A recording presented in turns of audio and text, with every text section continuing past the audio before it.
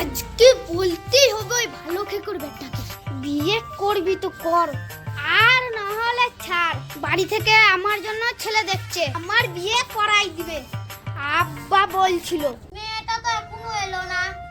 সেই বলেছিলাম তো 10টায় আসতে, 10:30 তো পেরিয়ে গেল, এখনো কেন এলো না? তো দূর ভাল লাগে না, গরম তো লাগছে।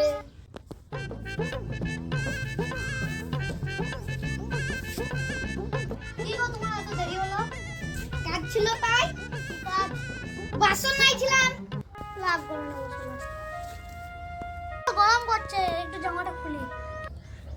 ওইসব বাদ দাও। হ্যাঁ আব্বা আমার জন্য ছেলে দেখছে, বিয়া দেয়া দিবে। কি বললি তুই হারামজাদি? আমার খেয়ে পরে ফকিরনি থাকে, মালাইকা আলোলা হলি। কোন তুই অন্য কারণ মুখে মাথাতে ছুবি? তবে রে হারামজাদি।